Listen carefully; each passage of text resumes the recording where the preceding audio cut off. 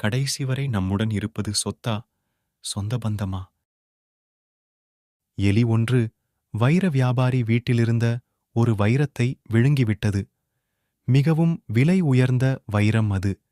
வியாபாரி எலி பிடிப்பவனை பார்த்து, எப்படியாவது அந்த எலியை ஷூட் செய்து வயிற்றில் இருக்கும் வைரத்தை எடுக்க உதவ வேண்டுமென கேட்டுக்கொண்டான்.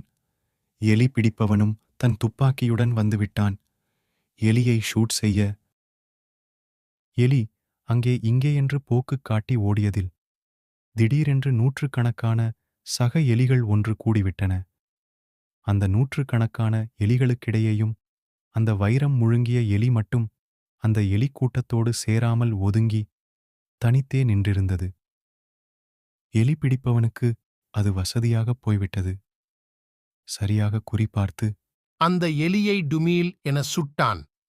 வைர வியாபாரி சந்தோஷமாக அந்த எலியின் வயிற்றை கிழித்து வைரத்தை எடுத்துக்கொண்டான்.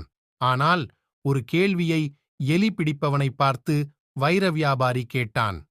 ஆமா, அந்த எலி மாத்திரம் மற்ற எலிகளோடு சேராமல் தனித்தே இருந்ததே. நீயும் அதை சரியாக அடையாளம் கண்டு சுட்டுவிட்டாய். என்ன காரணம்? அந்த எலி பிடிப்பவன் பதில் சொன்னான். இப்படித்தான் பல பேர் திடீர் பணக்காரர்கள் ஆனதும் மற்றவர்களை விட நாம் உயர்ந்தவர் என்ற எண்ணம் கொண்டு மற்றவர்களுடன் தன்னைச் சேர்க்காமல் தூரத்தில் வைத்துக் கொள்வார்கள். அதுவே ஆபத்தில் அவர்களுக்கு உதவாமல் போய்விடுகிறது. உறவுகளும் அப்படித்தான். சிலர் இடையில் வந்து அழிந்து போகும் செல்வத்தை நம்பி இறைவன் கொடுத்த உறவுகளை அசட்டை செய்துவிட்டு ஒதுங்கிவிடுகிறார்கள். 1000 கோடி செல்வம் இருந்தாலும் சொந்த பந்தமும் நல்ல நட்புமே கடைசி வரையில் நம்முடன் இருக்கும்.